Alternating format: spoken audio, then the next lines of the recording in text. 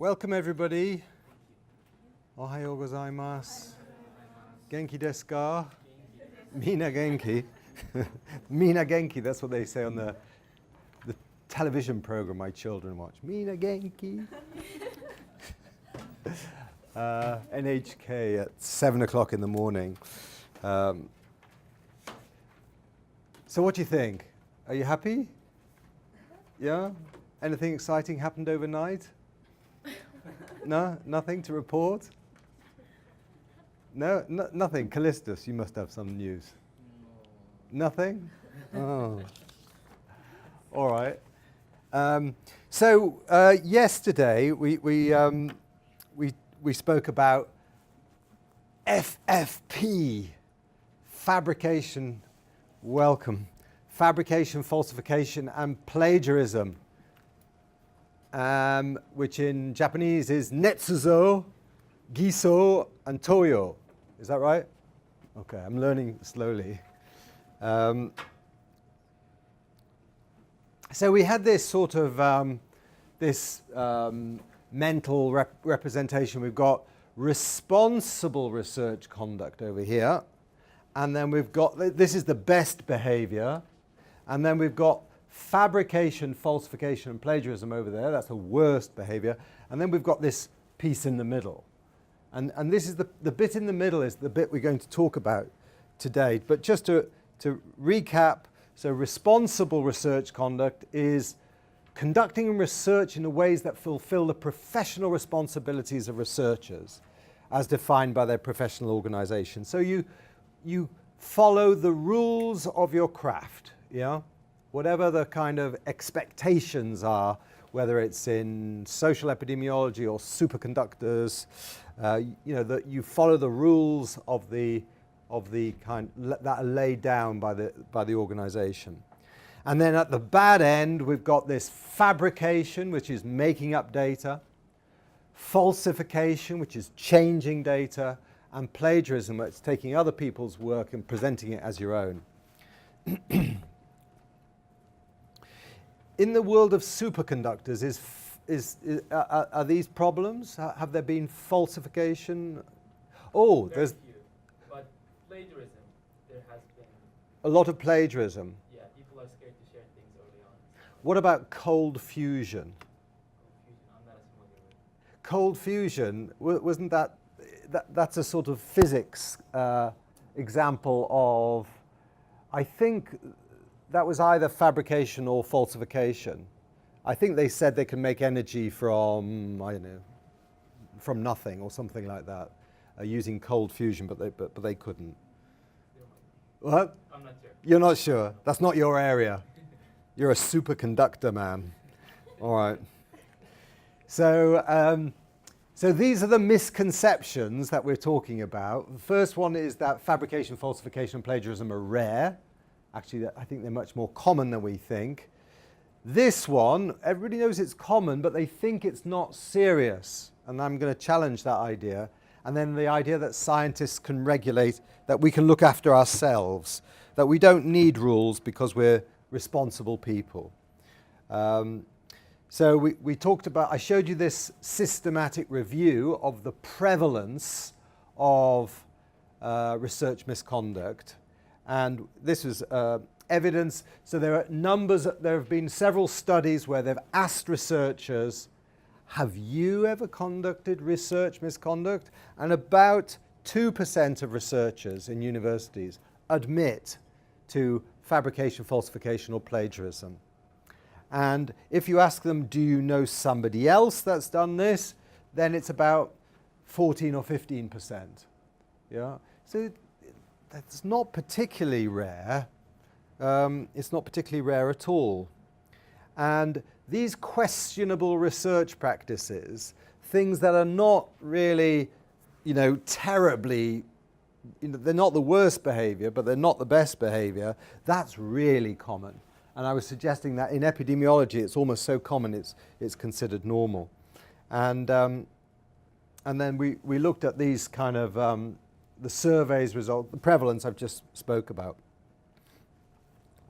So now I want to look at some of these questionable research practices. And I'm the director of a clinical trials unit. I do clinical trials all the time. And in my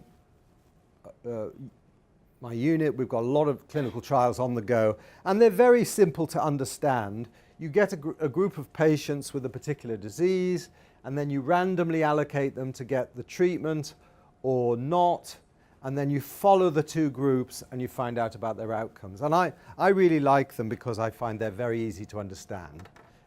You don't have to do any fancy statistics, or anything like that. You can just, because of this randomization process, on average, this group and this group will be the same apart from the treatment. So any difference in outcomes you can say is due to the treatment. Yeah?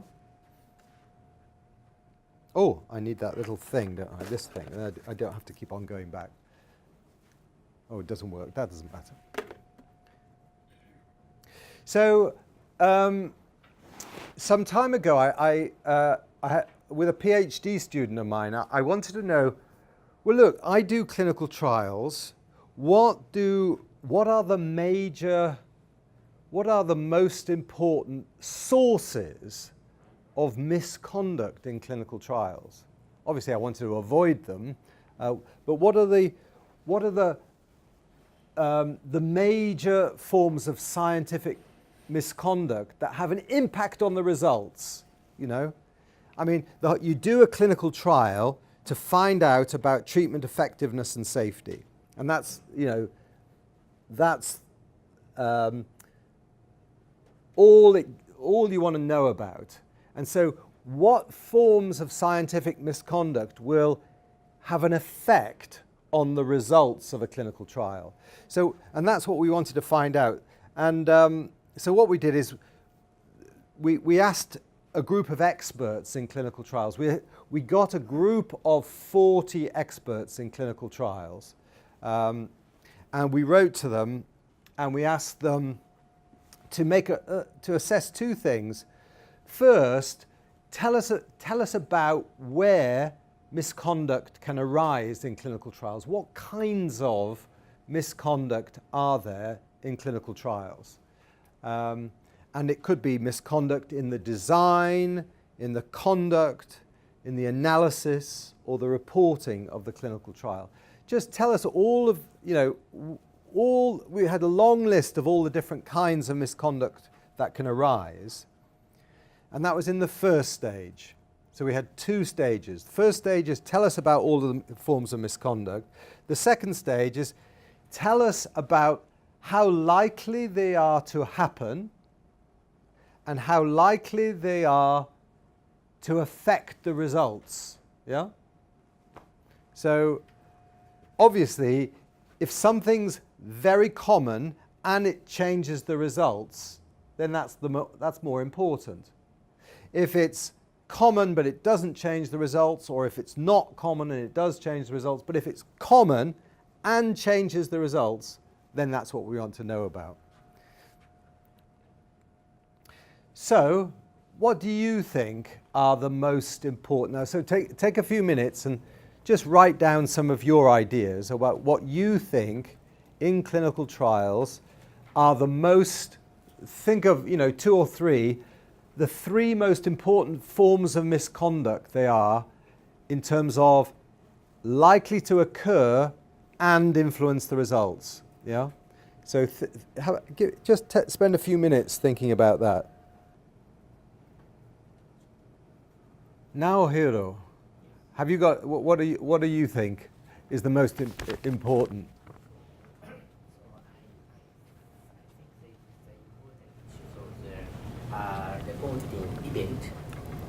Reporting outcome.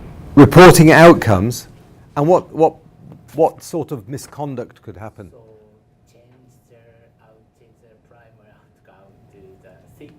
So after data analysis, to change only significant outcome. Okay, so you might have what you think is you start off your study saying, this is what I want to find out. And then you look at the data and you say, there wasn't much of an effect there, but there's an effect here. This is my new primary outpoint. Yeah? Okay. So it's like they have it, it's almost like, it's called they call it the Texas sharpshooter. The Texas sharpshooter shoots bullets and then looks where they are and then draws the target round it. Yeah? So it's like you see where the bullets land and then you draw the target. Yeah? And that's, so it's like you know what the results are and then you say, yes, that's my primary endpoint. Okay. Yeah, I think that's an interesting point. Any other suggestions? Go on, you've got one. The randomization, concealing, and blinding process might be omitted. Yes. Yeah, when we're doing the clinical trials, since this process cannot be presented in the data. So what you're saying is very important form of misconduct is the one we were talking about yesterday, where they say that the trial is randomized and it's not in fact randomized. Is that what you're saying? Yes, randomization and concealing and the blinding things. Clearly, the practitioners will intently manipulate the patients into which group. Okay. Now this is a really important point because it's probably the most, it's a difficult concept in the area of randomized trials. Does everybody know allocation concealment? Yeah? Everybody's nodding, but often people get this wrong. Allocation concealment. Who wants to tell us about allocation concealment? Callistus, go on. Just a way of ensuring that the investigators don't know which group the participants have been assigned to. They don't know which group the participants have been assigned to. Okay. It's got some of it, but not all of it. Anybody do you want to have another go?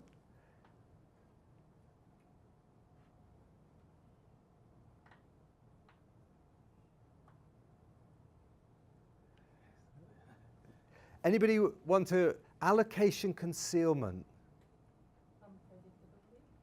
Unpredictability. Wow, that's really good. So yeah, between you, I think you've got it. So where must the unpredictability be? What must be unpredictable? Nobody knows the next patient goes to which group. And Ye- nobody can predict the next patient goes to which. Yes, that's good. So it's a little bit different from what you're saying, but there's a lot of overlap. It's unpredictability, so that the clinician mustn't know. I think you said the clinician mustn't know what group the patient is in. So that's blinding. Actually. That's blinding, yeah? The clinician mustn't know what the next patient's going to get, yeah, in the trial. So let's spend a few moments on that. So supposing we had, because this is quite important, supposing we had a randomized trial of a treatment to stop people from smoking, yeah? So smoking is a bad thing. Do any of you smoke? You wouldn't admit, would you? So we all think smoking's a bad thing and we shouldn't do it. But people do, and so doctors might like to get people to stop smoking, right? And suppose I have a new method of getting people to stop smoking, right? And I want to try my method out in a trial. And I make a sort of, I don't want to rip this up, but let me see, as I can rip this up. Okay, so I have a sort of, so I'm going to have a sequence, right? I've got two treatments. I've got my stop smoking program, and that's called the stop program, or I'm going to have a placebo program, yeah? So I've got a stop smoking program or a placebo program. And Callistus, could you shuffle those, please? All right. So they're completely, right, he's turned them over. Right, he's done more than shuffle. He's turned it over. That was really important. So this has been shuffled by Callistus. It's a random order, yeah? So it's a random order, and I put it there. Let's see. All right.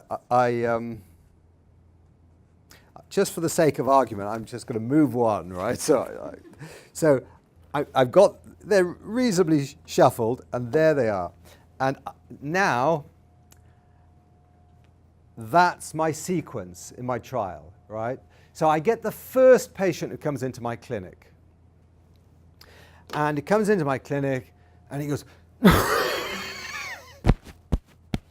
and he's got this little square thing in his top pocket, you know, and I can see his cigarette packet, and I can see his fingers, and they're all yellow, and I can see his hair, that's all yellow as well. This is just grey, this is old, but, you know, not smoking. But you can see the yellow in the hair, and you think, oh my goodness, this is a nicotine addict, yeah? This guy's never going to stop. And then you say, oh, he's going in my smoking program. I don't want him to go in my smoking program because I'm sure he's not going to stop. You know, he's been smoking for 50 years. So what do? Well, what you do is you say to the patient, Mr. Yamamoto, that's his name. Mr. Yamamoto, are you sure you want to take part in this clinical trial?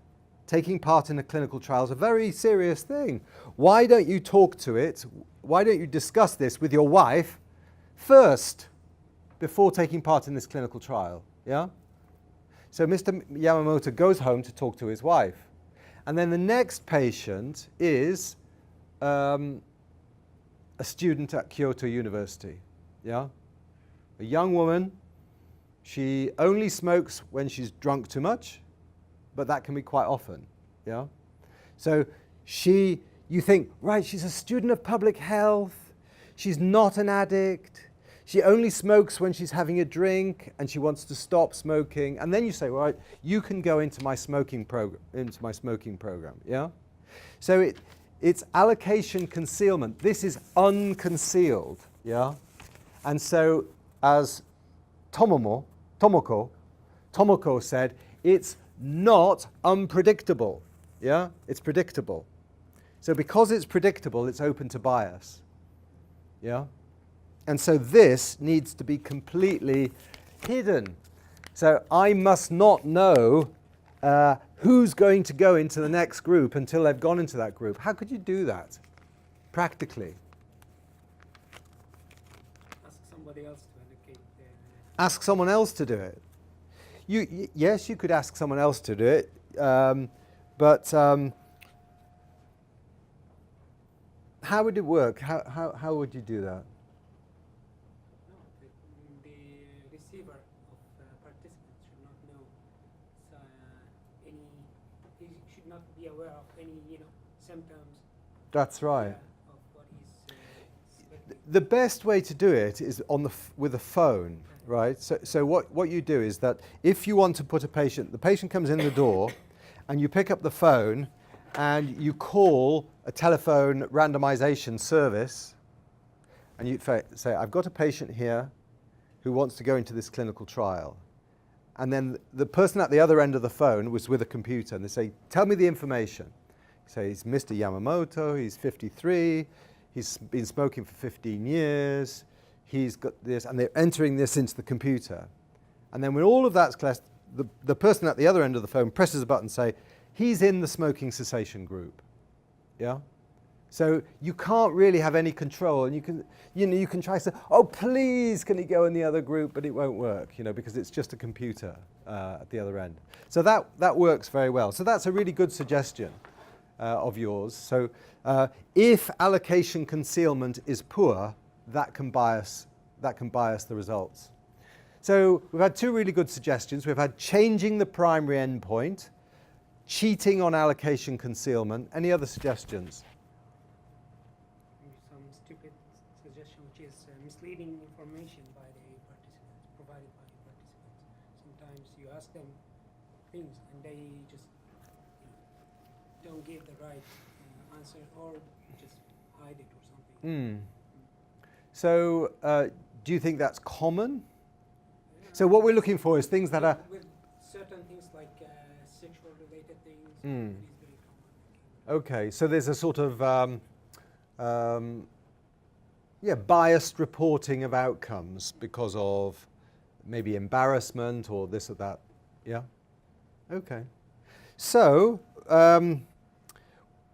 what the experts said is, we asked them two things, remember. We asked them what's very likely to happen and very likely to impact on the results, right? So it's very common and it changes the results.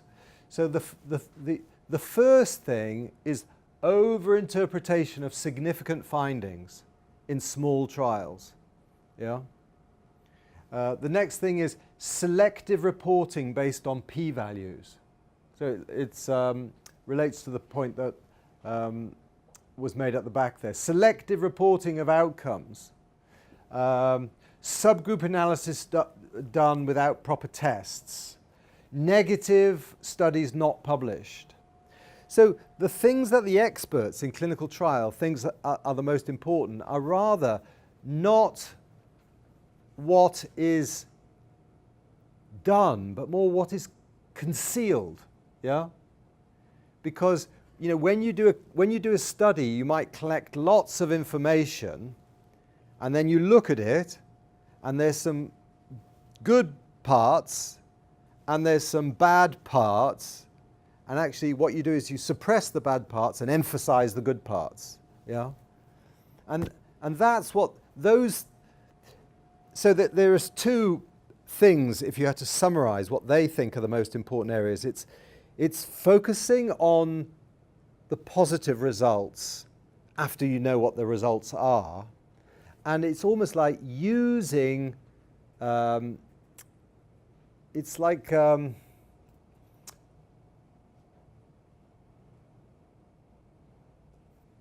I don't know, if I say it in English it'd be too complicated. Opportunistic use of the play of chance. That's a complicated thing to say, isn't it? How would you say that more simply? So it's using chance. What's chance in Japanese? Do you say chance? Yeah, you say the same. What's randomness? Like, is there a word for it? Random. Don't you have any Japanese words for these things? A little bit different, but there's a word like musakui. Musakui. Oh, okay. Yeah, and that's kind of just, there's no reason for it, it's just chance. Chance is really interesting. I find it's one of the simplest things, but it's quite complicated to think about. So, so selective reporting and using chance to your advantage. Yeah, those are the things that are most important. And these are, so remember this bit. Oh, hang on, let's go way back. These are all these things, yeah? So when you ask experts in clinical trials, what's the most important thing? They don't say that. They think that's really bad, but it's relatively rare, right? Relatively rare. But these things are very common and very serious. So it's actually, Um,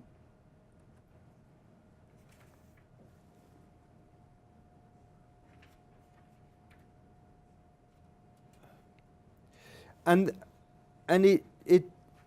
it's the point that Naohiro made at the back, that, you know, statistically significant results, you know, focusing on statistically significant results. It's statistically significant results are more likely to be published. They're more likely to be published quickly. They're more likely to be published in English. They're more likely to be published more than once. They're more likely to be cited by others. There was a nice study in, of this one, of publishing in English, right? It was a nice study of what German researchers do if they do a clinical trial. So German researchers doing a clinical trial, if they get highly significant results, they would say, ah, great, we can publish this in an English language journal. If they get non-significant results, they say, we can publish this in a German language journal. Isn't that interesting? Do you do the same in Japanese?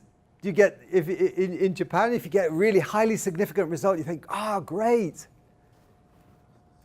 English language journal. Is that a possibility or not? Callistus is nodding his head. But are you, do you agree with him? Nihonjin. It's possibility? Yeah? Okay. So, and all of these biases mean the research literature is really quite a mess, really. Yeah?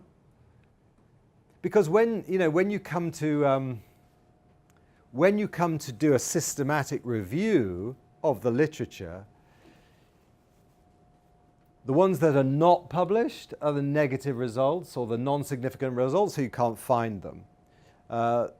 They're either not published at all, or they're not published quickly, or you can't find them because they're published in journals that are not indexed on Medline. You know, it might be on, you know, might be highly significant result, might be sent to PLOS Medicine, non-significant result might be published in the Journal of the Sendai University.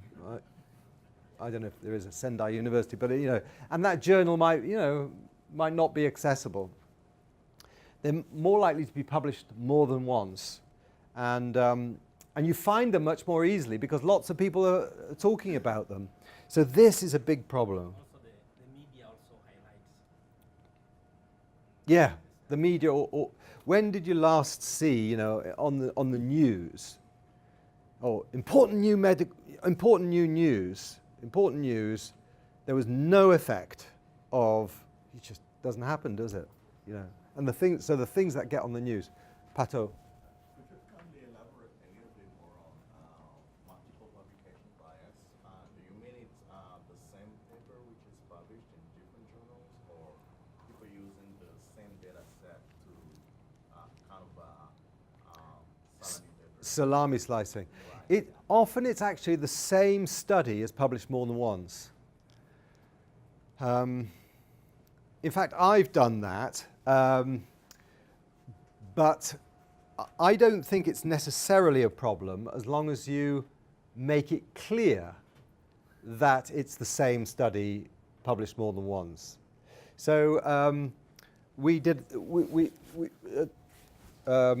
published the CRASH 2 trial. We did this big international multi-center randomized trial that showed that this treatment for bleeding reduces mortality in trauma patients. And so we asked the Lancet if our local investigators, say for example, so it comes out in the Lancet, but the doctors in Nigeria who took part in the trial, they can't sometimes access the Lancet. You have to pay for it. So they asked, could we publish it in our local Nigerian medical journal, which is free. And so I asked the Lancet, can they do that? And the Lancet said, yes, they can, as long as they say, this paper first appeared in the Lancet Medical Journal. And so if anybody's reviewing the literature, they'll say, well, that's just one study. Yeah? But often you don't get that. You get the same paper appearing twice, and you really have to be quite a detective to work out that it's the same study. Often what happens is that you get a list of authors, and the order of the authors change. It's almost like they go, well, I'll be the first on this one, and then we'll write another paper that's almost the same but a little bit different, and you can be the first author on that one. Does that answer your question?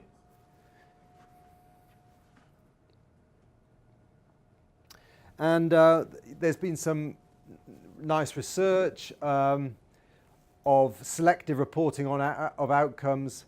So these are bits of research that have compared. Now, does everybody know what a protocol is? Yeah? A protocol for a randomized trial, or protocol for a study. So a protocol is like a recipe.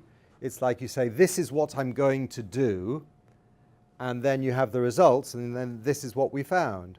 So you can compare the protocols and the published reports and see if there's any difference between them. And you find big differences. So you have outcomes in the publication that were not in the protocol. You have outcomes in the protocol that were not in the publication. So 32% of outcomes in the publication not in the protocol. 41% of outcomes in the protocol are not in the publication. But the things that get in the publication are always much more likely to be statistically significant. Yeah? And then Furukawa sensei, he's here, isn't he? Yeah. He did this research. I think this is very nice. He looked at Cochrane systematic reviews with more than 10 trials, and the kind of treatment effect in the trial depended on what proportion of all the trials were included in the analysis. So a median of 46% have included RCTs in each review. So if you find, it's like you do a systematic review, say you find 100 clinical trials, and then you go to how many of those clinical trials actually provided outcome data in the meta-analysis. Well, you know, often it's only a small proportion of them, less than half of them, and that the fewer the trials, the bigger the treatment effect. Yeah. So can you get a sense of that bias? That actually, you know, if there are 100 trials and you find all of the trials, you get close to the right answer. If there are 100 trials and you only get the results for 10 of them, then the answer is likely to be very skewed, very, very biased. Everybody understand that? Okay. So it's, and you know, this is the one that, you know, this is the sort of thing that happens all the time. You have a diabetes trial, and in the protocol you say the primary outcome is this, and then you find, well, oh, it just so happens that was not significant, and then when you look at the publication, the primary outcome is something else, and it happens to be non-significant. Yeah? Now, you know, it happens in... Now, this is interesting, because this is one of our trials. And look at this. It's exactly what I've been talking about. This is our trial of tranexamic acid for postpartum hemorrhage. I told you about this trial yesterday. It's a big trial. In the protocol, we said the primary endpoint was death or hysterectomy. And it turned out that that was not significant. And in the publication, we said the primary outcome, we said the main outcome was death due to bleeding, and that was significant. So I've done it too. So what do you think? Shouldn't do it, should we? I'm a criminal. It sounds reasonable. You're just being kind. You're just being kind. No, you should say, Professor, that's not reasonable. Yeah? Well, I think there is, I think I have got a good excuse. And this is what happened. So halfway through the trial, right, we at the start, when we were planning this trial, we thought the outcome is going to be death or hysterectomy, right?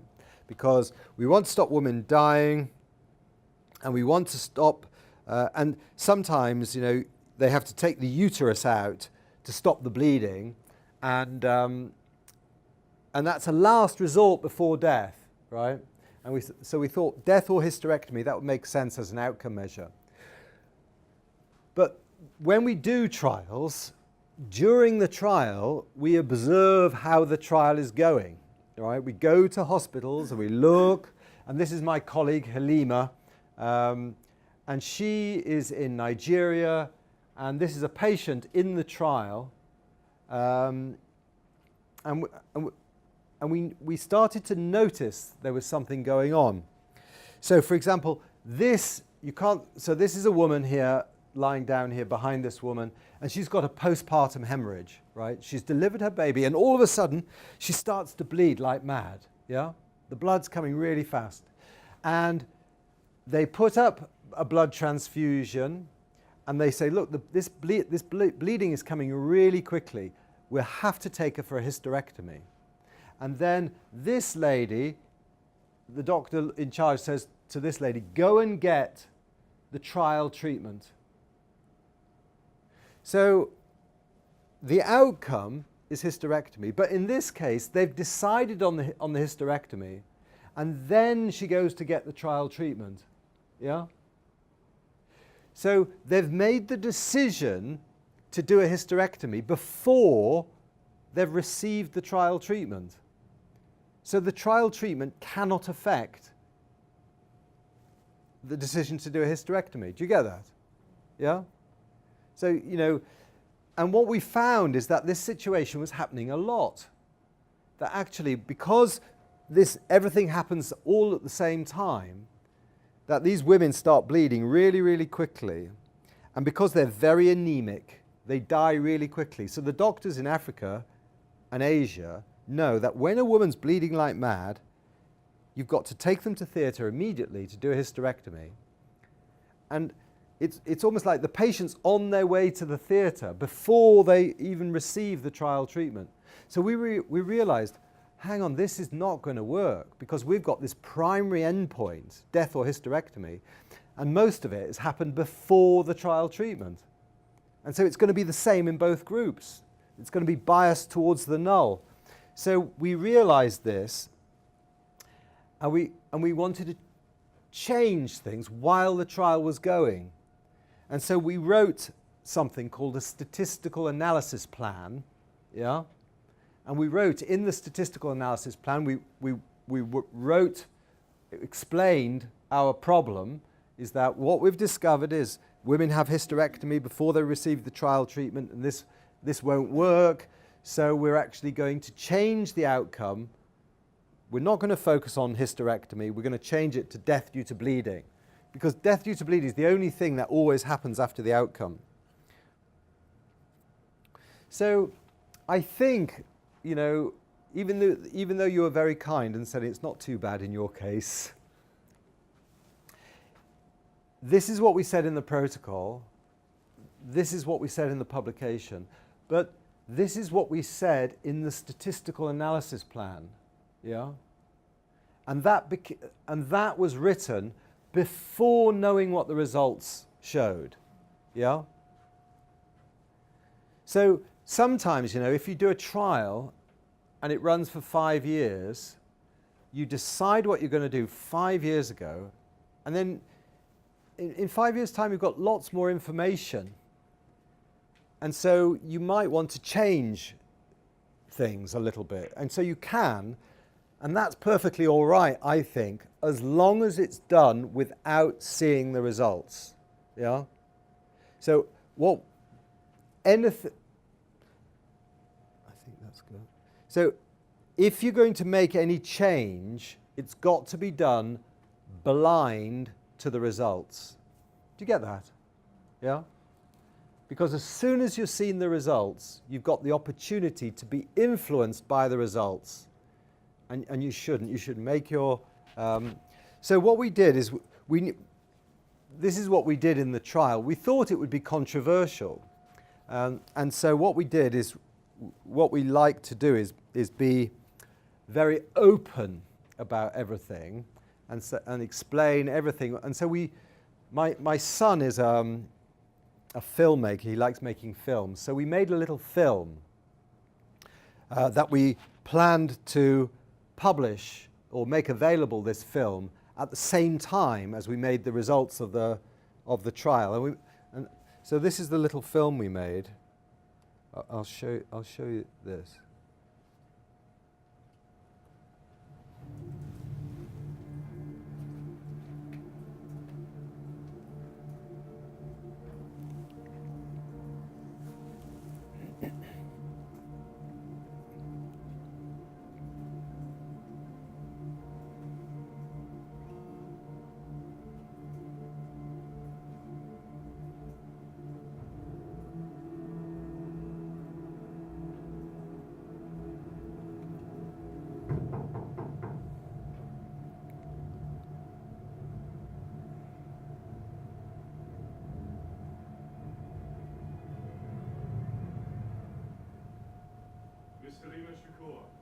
Yes. Come with me. Keisatsu.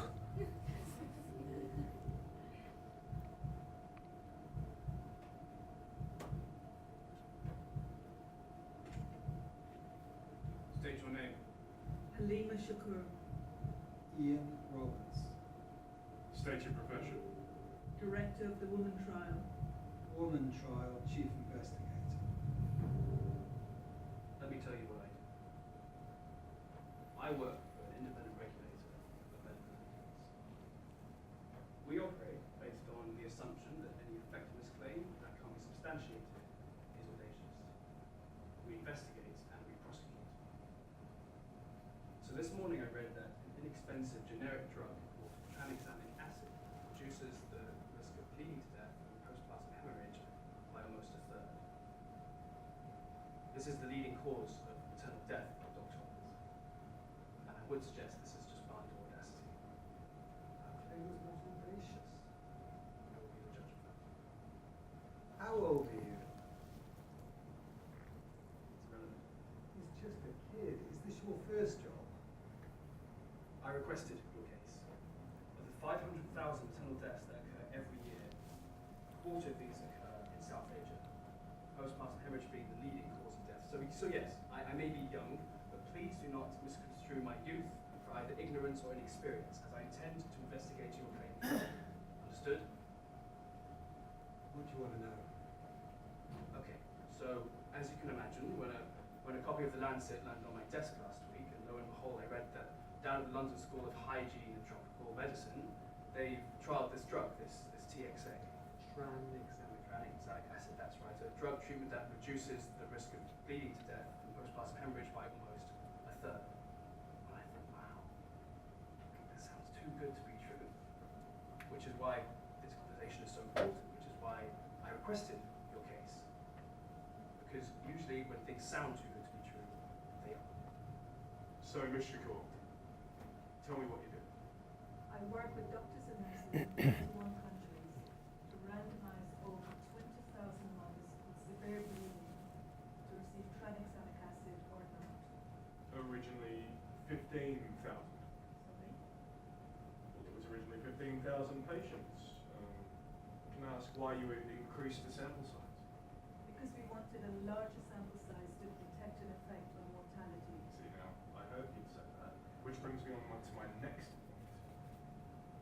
The primary outcome wasn't statistically significant now, was it? Sorry. Well, you set out to see if tranexamic acid reduced the risk of death or hysterectomy. I mean, look, I have it here in the protocol. You achieved nothing, no effect at all. And then you release this paper here, suggesting that you were expecting this outcome all along. And that very conveniently switches the focus to death, don't you see? And I'm studying something here, Lima, and I'm not liking it. Well, you're partly correct about the hysterectomy, but Well, what was it? You know, I'm sensing a little bit of post-hoc data dredging going on here. Is that an official term, post-hoc data dredging? You should know better. You don't have to answer. I want to, it's really important. I admit we got it wrong on hysterectomy. What did you get wrong? Only after the trial started did we realize that many women were being prepared for hysterectomies even before they got the trial treatment. Halima, I know for a fact that you work very closely with a number of hospitals. So we made that film, and we thought we could. We had written a protocol, and then we wrote a paper, and the primary endpoint had changed between one and the other, and we wanted to make it clear why, and so we made this little film. Well, my son did, and the interesting thing, nobody would let us publish it. Nobody, the university, we wanted to put it, with our paper, but the Lancet weren't interested, and the university weren't interested either. And it's almost like this sort of openness they don't really like, So anyway, so what I've said so far is things can change from the protocol, but they should not change given a knowledge of the results. Yeah, you should write a statistical analysis plan blind to the results. Now,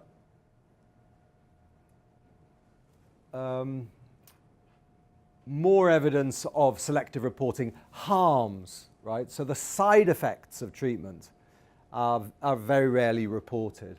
So as a journalist, this is the sort of thing that you'd have to ask about, because often you get, well, this fantastic treatment, does this, and so you'll want to know about any adverse effects, you want to know about safety, and safety is often not reported in the paper.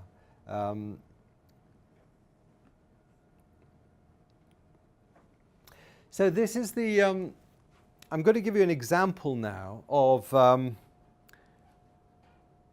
it's a sort of personal example of all of these, some of these biases that, that we've identified. And so we wrote this a few years ago, I don't know, quite a few years ago now, 5 years, 6 years ago. We did a randomized trial called the CRASH 2 trial that showed that this drug, tranexamic acid, reduces the risk of bleeding to death in trauma patients. So if you have a really nasty crash or stab or shooting, if you give this tranexamic acid, it reduces the risk of bleeding to death. And it was a really nice, highly statistically significant reduction in death due to bleeding, and we were very excited about it. But in the UK, the treatment has become very popular. It's gone into all clinical guidelines. But in the United States, they're a little bit more, they don't really like it. And I'm not sure why. But there's a group of trauma doctors in the United States who think that, look, we showed this treatment safe and effective, so we just thought, we'll just give it to the patient because it reduces their risk of dying. And this group in the United States seemed to be pointing out all of the problems in doing this. I mean, it's difficult to think of, any problems because it's been shown to be safe and effective, but they think you should only give it to certain patients, and you should do this special diagnostic test first. And so we were invited to make a sort of for and against type series of papers for this medical journal. And then one of my PhD students brought it to attention, an article,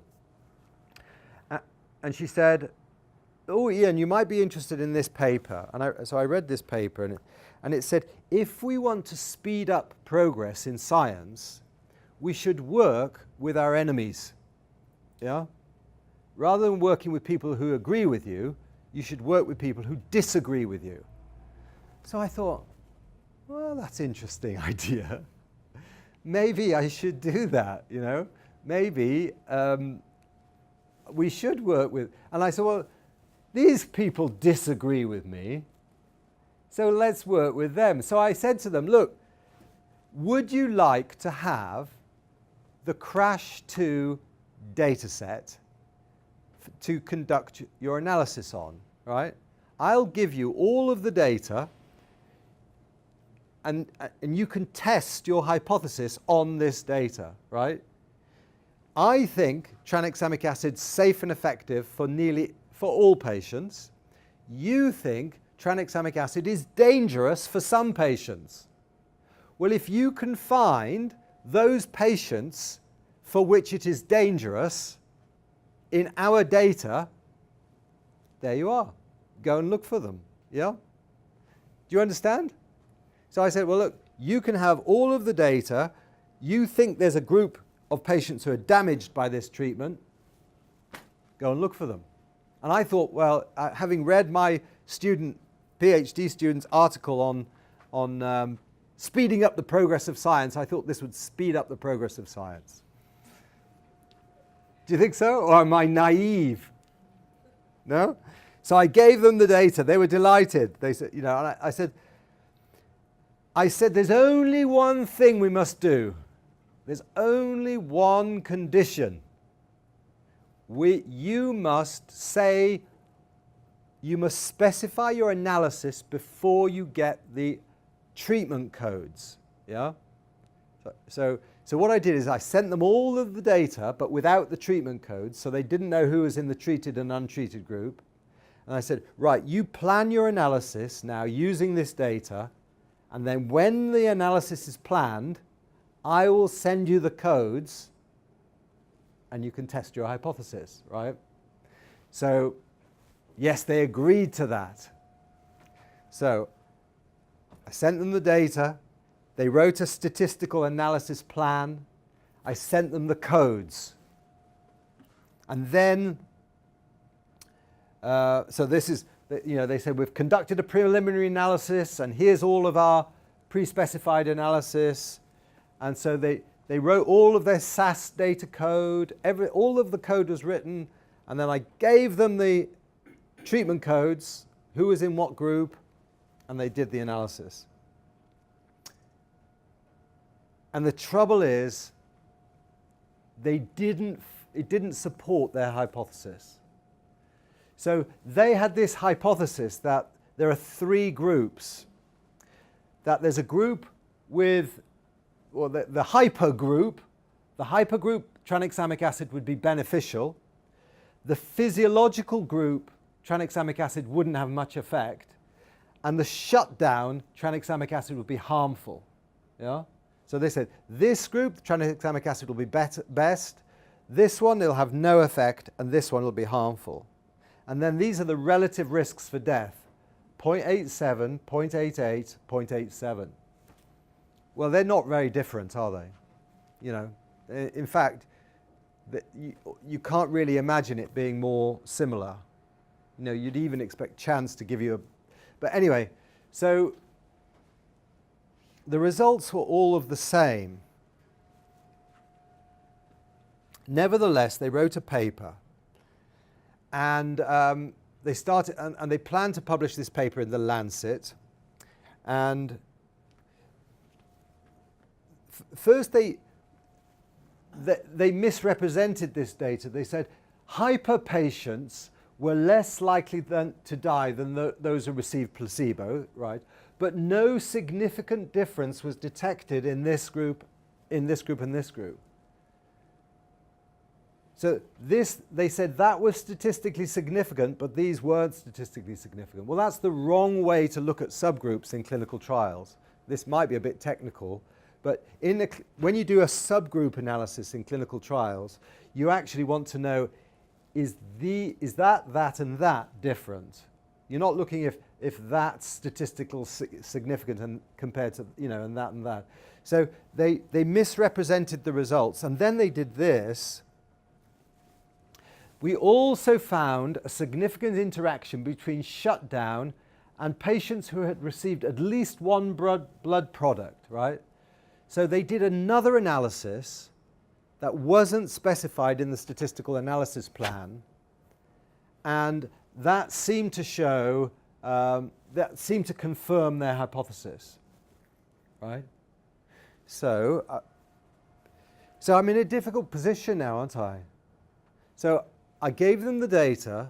I said the only condition is you write a statistical analysis plan. They wrote a statistical analysis plan. They ran the analysis.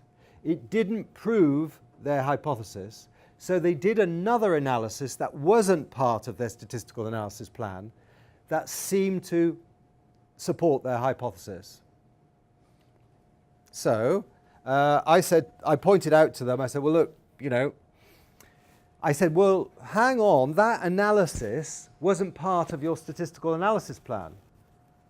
And then it started getting interesting because they wrote back to me, yes, you're correct, of course, that we failed to include the language about these subgroup analysis. And that was an oversight on our part. But we always do these analyses. So it kind of said, well, look, yeah, you're right, we didn't include the words, but we meant to. Yeah? So what do you make of that? The intention is there, because we always have that intention, but we just didn't put the actual, kotoba ganai. So I said, well, look, that's what a statistical analysis plan. It's the words that matter. And then I got an interesting another suggestion. He said, well, look, I know. Let's throw away that statistical analysis plan and write a new one, a fresh one. I said, you can't do that because you've seen the results. You can't do that. And I said, well, the analysis were not pre-specified.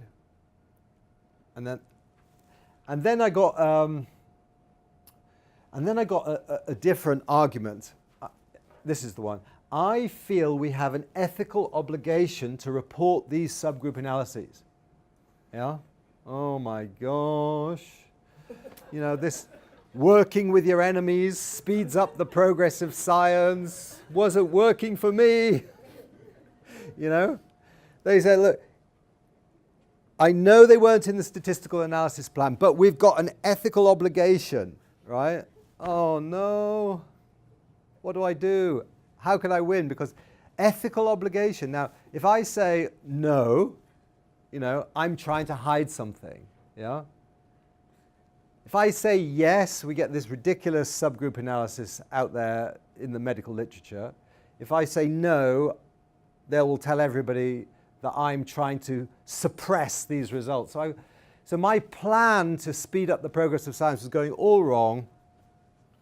So I took a chance. I feel we have an ethical obligation. And so I said, okay, if you think this is an ethical issue, we should ask the advice of the Research Ethics Committee. If they also think there's an ethical obligation to present these subgroup analyses, then I'm happy to go ahead. Right? So it's a bit risky, isn't it? Because it's the ethical committee of their university.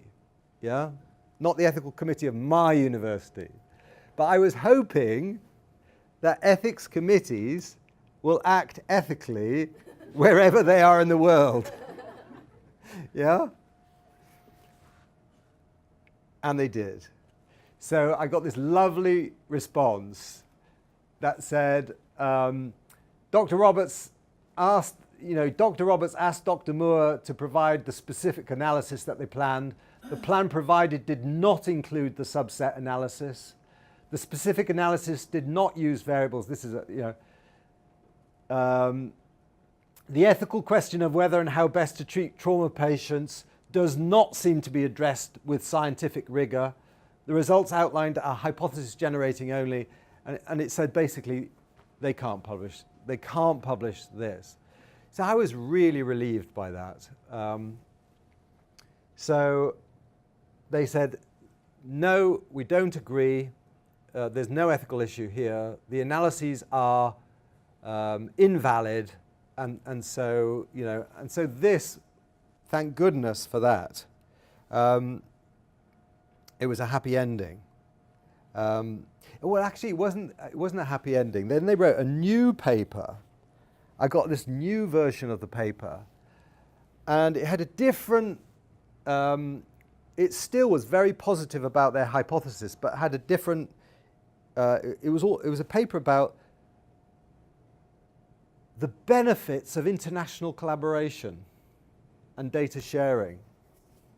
I couldn't believe it. I said, hang on, we've just had a dispute. You just lied to me. And we had to get the ethics committee to rule on this. And now you write this paper about how harmonious and lovely everything is. I said, it's not true. You have to write, tell the truth. Tell them we had a disagreement. Write that down. And then all communication has stopped. I haven't heard from them since, right? So now what they're going to do, they've won in the end, haven't they? Because what will they do?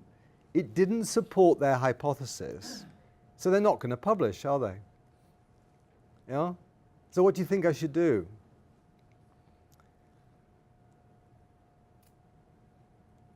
So it's selective reporting in the end, isn't it? So I say, here's the data.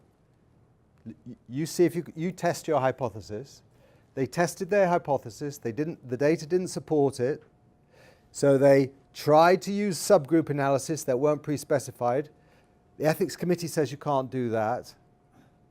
And so they're not going to publish at all. So what do you think? What would you do? Why don't they, sorry, Go ahead.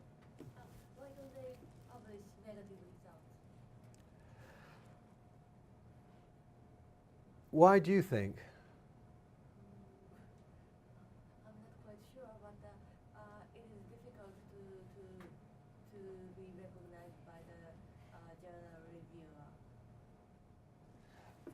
It's difficult to be recognized by the Recognized by a journal reviewer, but I'm not quite sure. So why don't they want to publish their negative result?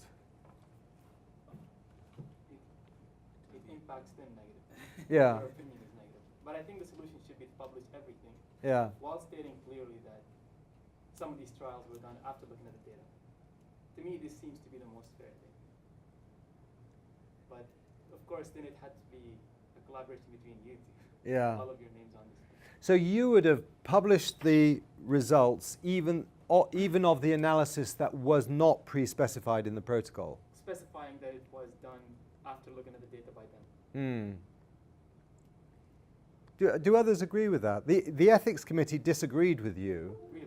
Yes, it felt that because they were retrospective, they shouldn't be published. Maybe it's difference in the way science is done. Yeah. It is a very interesting difference, isn't it? And I think there's an epidemiologist called Ken Rothman who would agree with you that actually it would be all right to publish those results, but just to say these results were done after these analyses were done after looking at the data, and so even though we should take them very cautiously, but they could make a hypothesis for future research. Yeah. I mean, if I was to comment, I would question the ethical behavior of the people, the researchers themselves. But then the obligation towards people affected by these trials, or affected by this medicine in the future, is another aspect of it, I think. So that's The thing is, it goes both ways, you see, because on the one hand, it just so happens that this team, Dr. Moore, he's the editor of the Journal of Trauma. And his son he's a trauma surgeon, his son's a trauma surgeon, and the father is the editor of the journal. And so he gets a big audience, yeah? In the United States, it's a very popular trauma journal. Now, if he writes a paper showing that tranexamic acid damages some patients, in his view, so in my view, tranexamic acid damages some patients, you know, and that raises an interesting hypothesis for future research. What will happen is that patients won't get treated. And I think the best evidence is that it's safe and effective, you know, and that it reduces the risk of dying. So it's more difficult, isn't it? If it didn't have any consequence at all, if it was just about science, then I would agree with you, yeah? I would agree with you that actually get it out there, you know, get it out there, tell exactly how it is, but it could have a consequence. In fact, I wrote to Ken Rothman about this, and that's where we both, that's where our conversation went to. We said, look, actually, we don't disagree that different.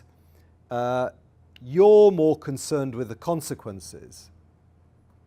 And I said, yes, I am concerned with the consequences. I think that if we write this, patients won't get it and they'll die as a result. Yeah. I mean, it goes further than that, though. It's because their hypothesis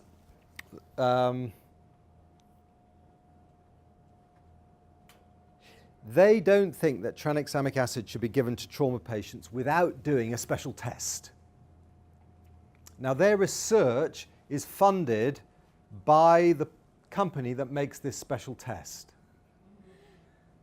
And actually, they've got a patent on this special test as well. Makes it more difficult, doesn't it? Conflict of interest. Yeah. So if they can say that before you need to use this treatment, you need to make this special test, and we sell this special test, it gets more difficult. I didn't realize this at the start. What do you think about all this? What should we do? It hasn't finished. It's an ongoing story. So, any comments?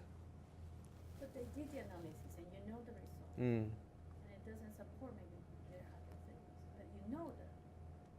So why don't you publish it? Mm. Because this might be the concern also not from only his group but other groups. Yeah.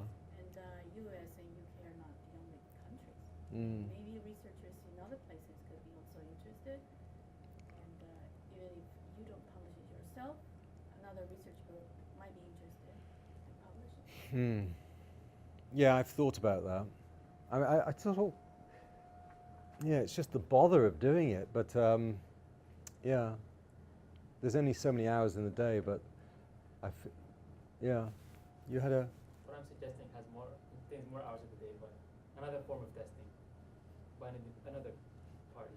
So one of them seems to have a stake in the matter. So. Yeah. In physics, what's the approach in physics? You publish everything, don't you? You put it on these websites and things. Many things, yeah. It's much easier to put things out there because, for one, there's no significant consequence on people right away, and other people will test it, and if you find it wrong, they'll publish right away. It's quite fast. Yeah. You see, physics. This colleague is a physicist, and in physics they have a different approach to publishing results. They actually, well, tell me if I'm misrepresenting you, but as I understand it, a physicist researcher does some research and then she says, right, this is the data, and they put the data out there. And, you know, would they write a long paper, or would they just say, there's the data? We write a paper as well. You write a paper as well. But you make your data available. Yes. So that other people can reanalyze your data.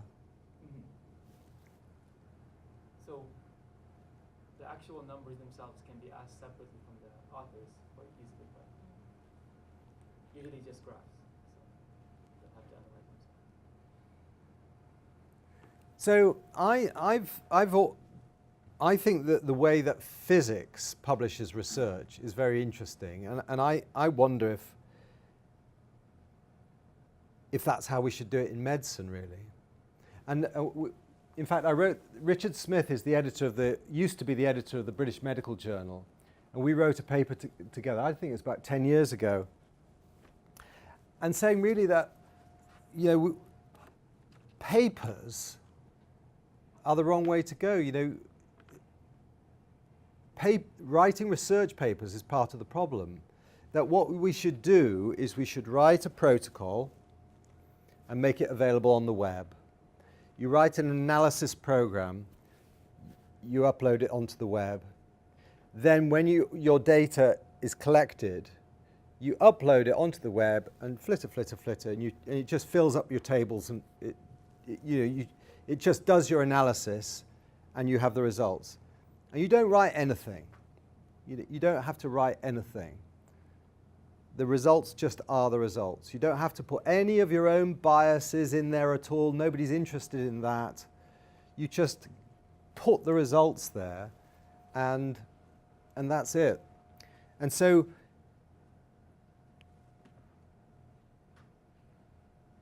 this is what we said, a systematic review is put it on the web. Anybody can comment on it. The statistical analysis plan is pre-programmed, and there's no discussion section or no introduction. It's just, just all of that writing papers is a load of nonsense, really. And so we've published this recently again, that the knowledge system underpinning healthcare is not really fit for purpose. That actually clinical trials are too important to be published, really, because publication is all linked up with doctors' egos and their career. And actually what you've got to do is separate those two things. That actually these are results that matter for patients.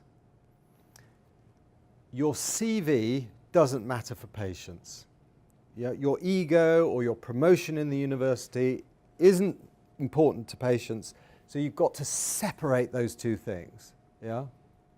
So you publish the data that matters to patients on the web. And if you want to write papers or do anything you like, you can do that, but it's separate. And so I believe that clinical trials are too important to be published, and that actually the sooner we get away from journals and publishing in the way, the better. Are you going to say, so you had your hand up again? No? What do you think, the rest of you?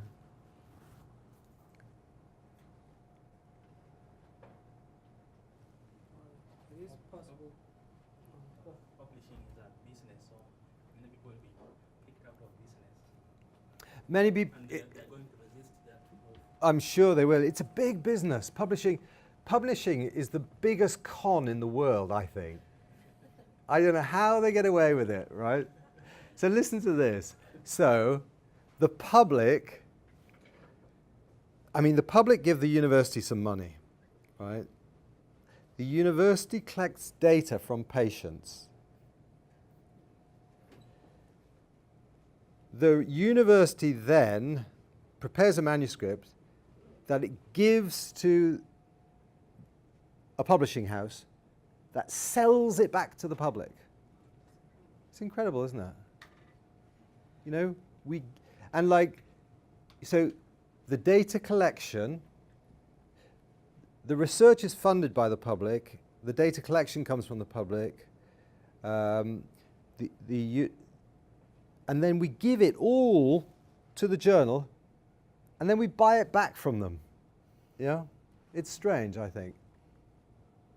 I think Richard Smith talks about this. There's a nice little film about him. He said as soon as the death of journals cannot come quickly soon enough, he argues. What do you think? Oh, I go on too long, don't I? Comments or questions? Continue with the last suggestion that you just put the result, Yeah. and then who has the right to make a conclusion and recommendations? Otherwise, the public patients will not be benefit from these whatever findings you have. So, At the same time, I agree with you that it is very strange that we give the data to a journal and then they sell it back to us. This is always strange to me. it is strange, isn't it? We see this is the result from the CRASH 2 trial. I mean, what would you like to say about it? I mean, it's all there, isn't it? It's all contained in these numbers. What else is there to say? But still, like the physicians, they have their own decision whether to believe this data or not, whether to use it or not. Still, there is always in different part of the world a person, like mainly the physician, who will make a decision over patient whether to believe this data or not. And then the question is whether he received this data or not, unless you really announce it out loudly with a conclusion and recommendation, and this is what you should follow. Then that's true. The world. So it's a separate issue. It's about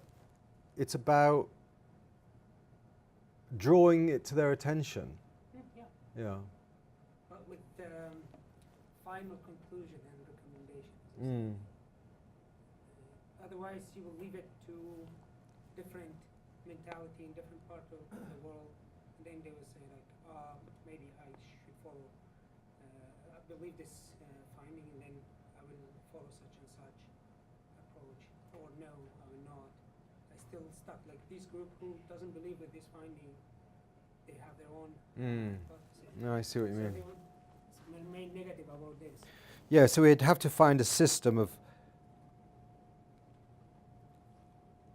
Well, in the UK, what happens is like you get a result, and you've got organisations. We've got one called NICE. It's an organisation that makes clinical guidelines, and it just looks at data and makes guidelines. Yeah. And so NICE looked at this data and said, yeah, this seems to work. We'll put it in our guidelines. So maybe that would work. Yeah, this is what I meant. Like, who has the right to interpret this? Who has the right to interpret and then, it? Announce it. Yeah. Officially to the public. Yeah, that's true.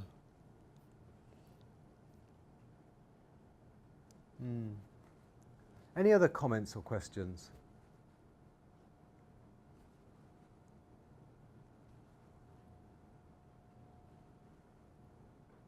So today what we've talked about is we've talked about these questionable research practices, and they are the selective use of the play of chance and selective reporting of outcomes.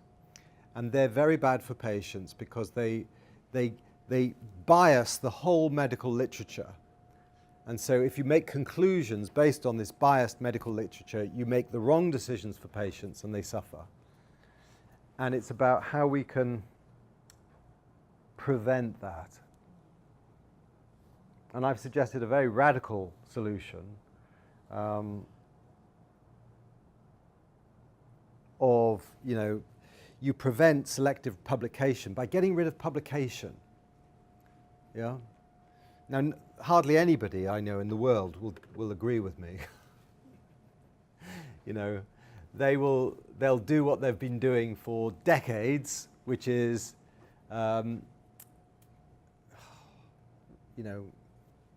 make guidelines about how you should do things and, write editorials about this is bad, we mustn't do that, but nothing ever changes. It's been the same for the last 20 years. People have been complaining about these things for a long time, nothing's changed. Patu, what would you do?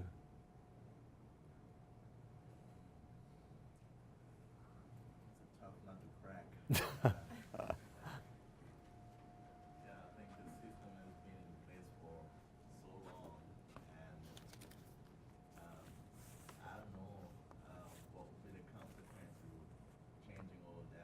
Because there are a lot of people who live on that. Oh, yes. Yeah, so There are, aren't there? The whole publication game. There's lots of people play that game. And you know, it's got so bad that universities cannot tell who's doing good research themselves. They have to rely on journals to tell them who's doing good research, right? So like London School of Hygiene can't say, look at all of the research and say, oh, that's good research. All they can rely on, all they look on, they ask, you know, I have to make a report to my boss every year what papers I've published. And my boss decides how good I am by the impact factor of the journals I've published in, you know? This is a university, so they can't say, Ian's doing good work, Ian's not doing good work. They can't make that decision for themselves anymore. It's a university, you know? So the only people who can decide who's doing good work are the journals now. So the journals own the universities, yeah? They've completely captured the universities. And so everybody working in a university, what's at the front of their mind? Papers, yeah? You know, in some universities, we talked about this yesterday with Professor Kihara, in some universities it's quality, in some universities it's quantity, yeah? So if they're employing a new professor here, they might say they would expect them to have maybe 200 papers, yeah? 200 papers. How, you know, it's a lot of papers, isn't it? So you have a research system that you get people working in places like this, they're not looking for the truth. Yeah? They're not looking for the truth. They're busy writing papers. Get another one, you know? And getting them in English language journals and getting them into, you know, isn't it incredible? Don't you think we should do something? Yeah. Should we start the Kyoto Revolution now? Yeah, there is possibility, I don't know, let's discuss it. When you had to work with your enemy, Yeah. and you eventually agreed to their ethics committee to judge, you know, the whole situation. So how about replacing journals with universities? You make some data and you know have some finding, but before announcing that or publishing that, you should send it to another university with the ethical committee, and then they make a decision whether this is worthy to publish. Yeah. It's almost like what happens now, isn't it? Because it's like peer review. Yeah. It's like peer review. But there is no intermediate, which is, I don't know, the journal things. Yeah. Because when a journal gets the paper, all it does is it sends it to another academic who will review it for free, and then send it back. Something's gone wrong. But when I talked to, there was this guy in the London School of Hygiene called Jerry Morris, and he was a great researcher. He invented, when he died at the age of 100 or 99, and in his obituary, this is a sort of what they write after you've died in the newspaper, it called him the man who invented physical activity. And he's the first to show that physical activity is good for our health. Yeah? And he did a really nice study, for example, in London, many years ago, there used to be these London buses that used to have, they're called double-deckers. They have upstairs and downstairs. And there was one guy who sat down driving the bus, and another guy taking tickets, yeah, running up and down stairs all the time. Now the good thing is they ate at the same canteen, they had the same salary, they were equally likely to smoke, everything was the same, apart from one sat down all day and the other's running up and down the stairs all day, right? And so he did a cohort study comparing heart disease in drivers and bus conductors. And he found that the rate of heart disease in drivers was much higher than in the bus conductors.